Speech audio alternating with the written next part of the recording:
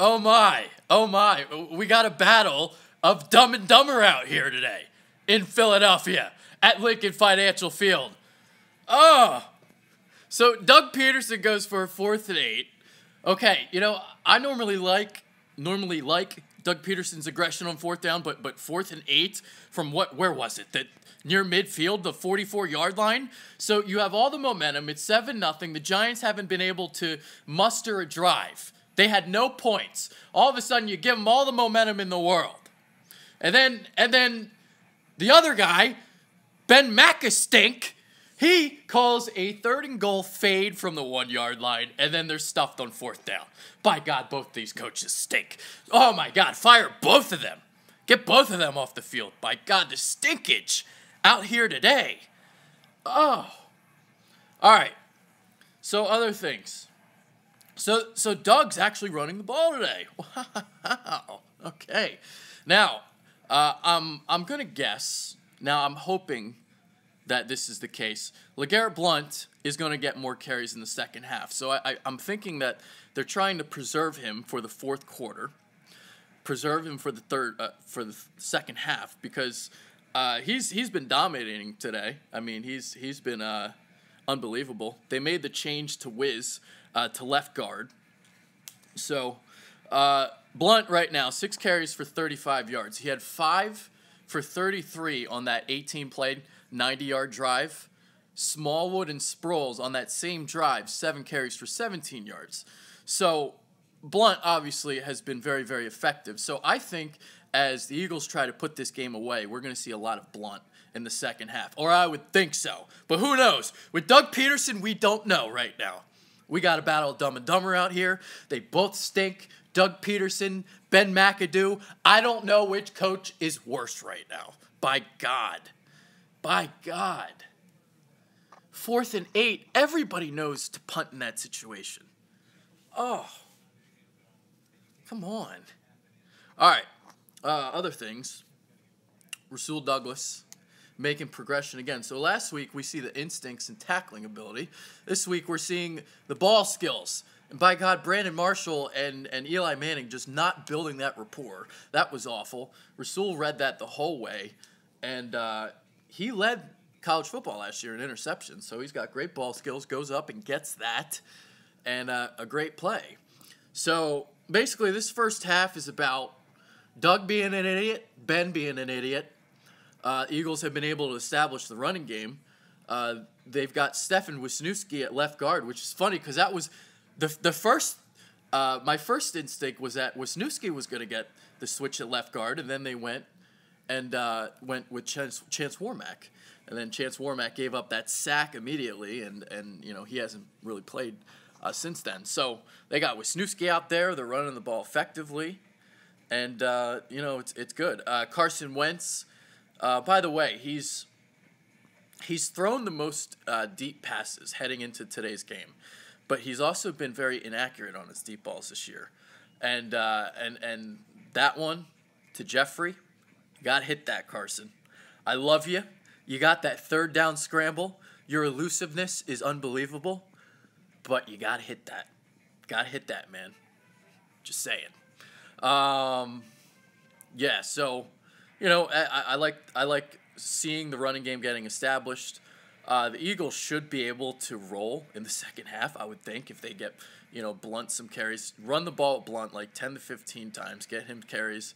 Keep running the ball up the middle. I mean, they've been having a lot of success, so I would keep doing that. That's my advice for Doug Peterson. You look at the other side of things. Eli Manning, 15 to 20, 115 yards. But, I mean, they're dinking and dunking their way down the field. It looks like Chip's offense out there, but they're playing slower, So, yeah. Let's see. Now I'm going to look at some comments. I've been not looking because they've been just streaming down.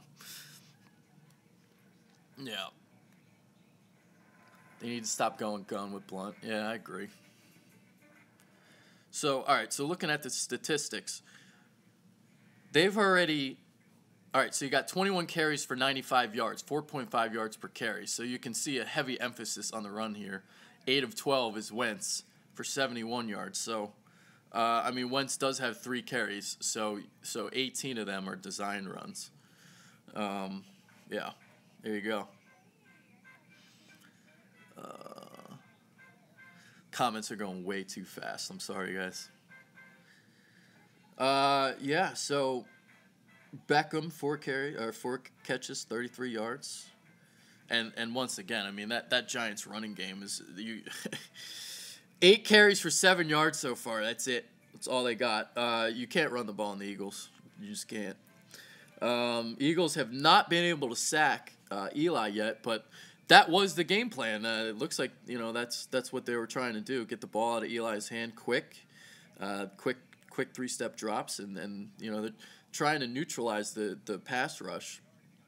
But, I mean, they're trying to dink and dunk their way down the field, but they haven't been able to get all the way down the field because the Eagles' defense is very good. So, there you go. Those are my first half thoughts. Yeah, Giants can't run the ball. They're trying to dink and dunk their way down the field. It's a lot of quick stuff, and it's too tough to try and slowly go down the field against this defense because, you got to string together multiple first downs. It's hard enough to get 1 first down against the Eagles, let alone having to get 4 or 5, the way this Giants offense is playing. Dinking and dunking. That's why I hated that call near the end of the half. I mean, 1 or 2 first downs was going to give the Giants field goal range. So, yeah, I normally take notes when I do the games, but I'll have to look at how many first downs the Giants had. But there you go. My plus minus, I do that after the game because I have to do live videos for my Twitter for PI. So, by the way, follow me on Twitter at Adrian Fedkiw, capital A, capital F. I got all the highlights from the first half. So I keep all the videos. So I do all that in the first half. And then I watch the game again later on tonight, whenever, right? And that's when I put, kind of the scouting hat on. And then I watch the film on Tuesday. So I watch the game 3 or 4 times. So I'm, constantly dissecting it. And that's why I'm able to calculate all those little numbers I had from last week. The 5.43 yards per carry on the edges last week, inside 2.33. Jeffrey 2 catches on Peters, 5 on the other guys. So I'm able to constantly keep my eyes on the game. So there you go. That's why I'm the best in Philadelphia right now. 97.5. They're sleeping on me. They sleeping. They don't know. All right, second half. All right, Joe's back on. Mr. Toolbox and his beard and his hair plugs, and then Troy. By the way, I'm not going to get into political talk, but I will say that I like what the Eagles did, unifying the arms. Jeffrey Lurie out on the field, Malcolm Jenkins standing right next to him, fist in the air. I like that shit. I'm down with that shit. But I'm going to stay away from the political stuff because I'm a football guy. But that's that.